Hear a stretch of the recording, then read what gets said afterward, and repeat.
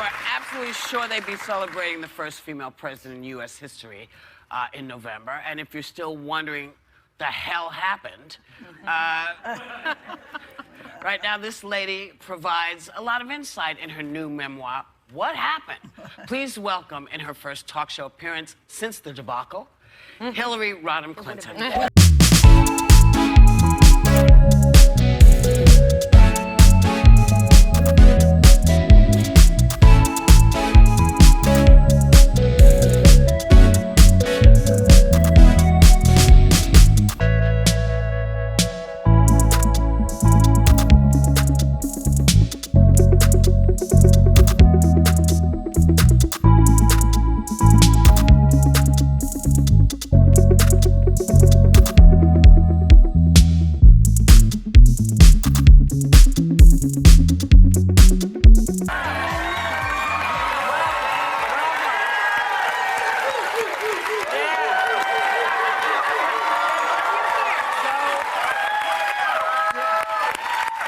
So you walked out to Kelly Clarkson.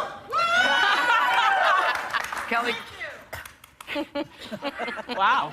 Yeah, Kelly Clarkson Stronger. Which you quote in the book. It's been 10 months since, you know. And since the debacle. Oh, boy. So why did you decide to relive all this in the book? That's a really good question.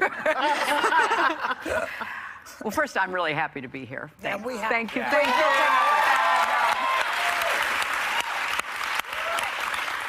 You know, when the election happened, and obviously I was devastated. I write about that in the book.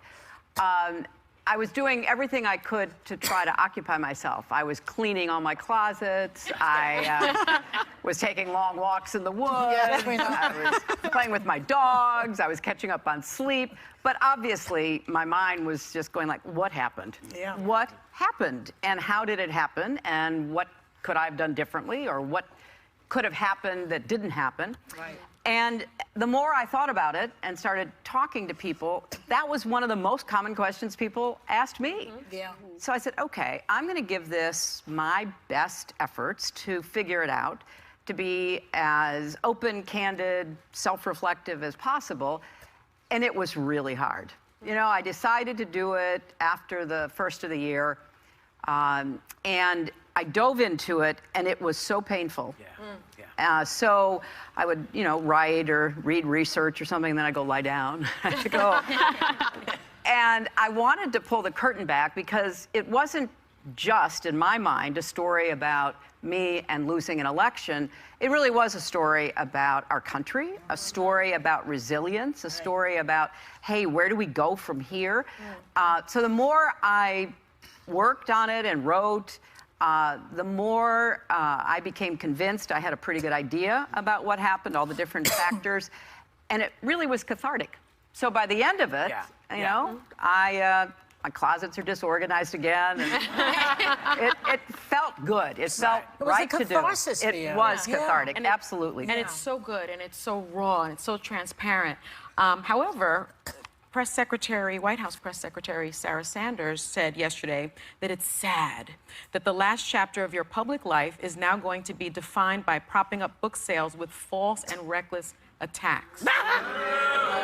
She also said that you ran one of the most negative campaigns in history. What is your response to that? You know, I honestly don't pay much attention to what she says.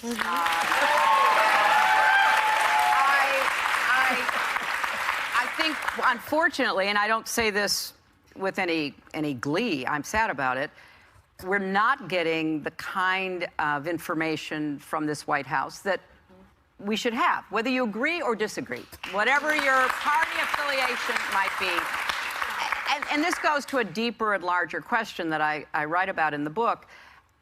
You know, a democracy depends upon people debating and disagreeing, but on the basis of reality, on the basis of facts and evidence, so that then you can say, look, you know, here's what we know about, name an issue, climate change. Yeah. And we can disagree about what to do about it, but let's not take all these important issues that we're facing and try to put them into the alternative reality world of alternate facts. So I'm just hoping that as the months go forward, we can get back to doing that. And I'm really not just hoping it because, you know, it would be good for the country, but it's what we should do. It's who we are as Americans. I mean, we're great problem solvers. We're great pragmatic people.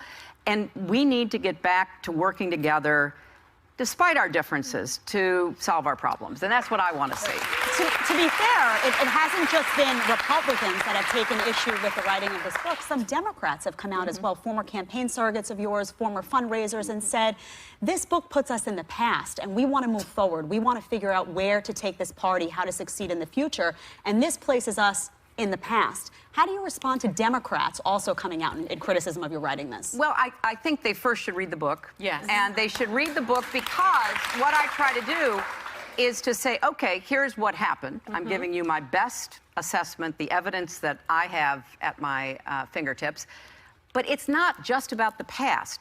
For example, the Russians are still messing with our democracy, and they will be as aggressive as they can get away with. Again, not a Republican or Democratic issue. They may have gone after me this last time, but if they think they can destabilize us, which is Putin's principal goal, he wants to undermine democracy, our alliance with the Western democracies.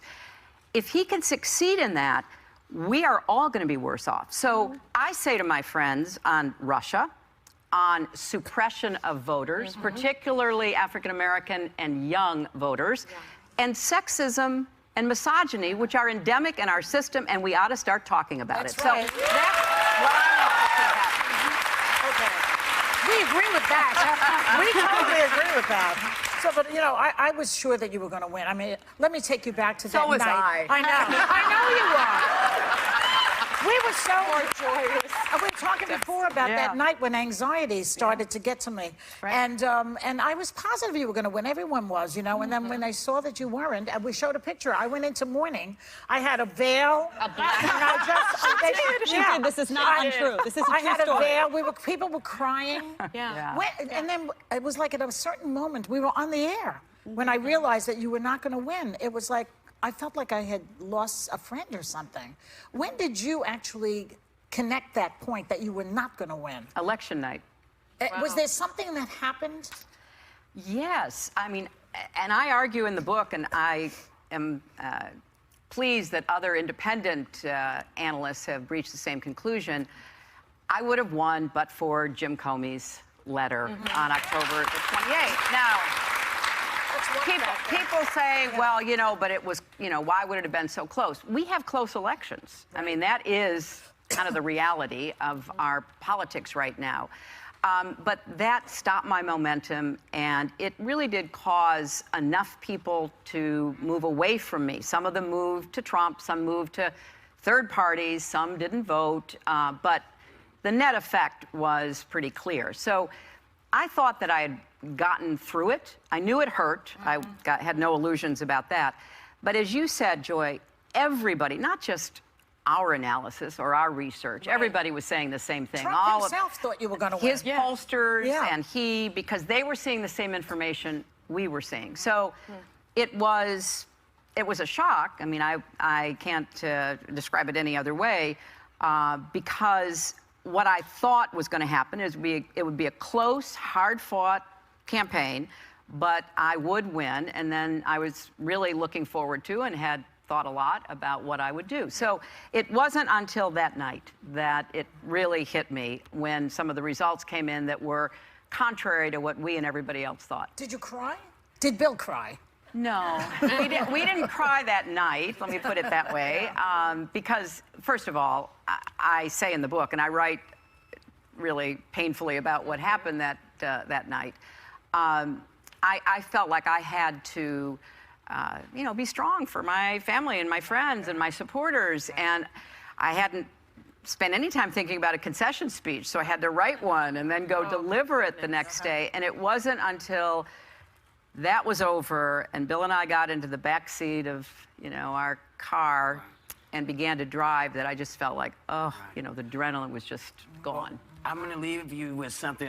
We're going to come back with more with Hillary, but I'm going to leave you with something that might make you feel better. Democrats have not done back-to-back presidencies since 1948.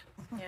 Not since 1948 have there been 8 years of a Democrat and then 8 years of another Democrat.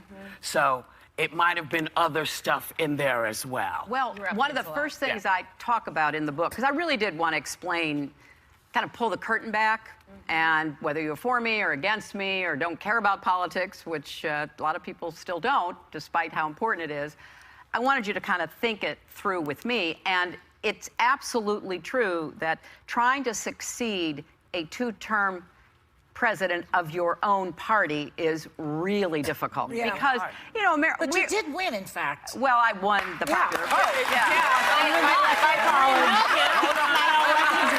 We're going to come back with more from Hillary Rodham Clinton.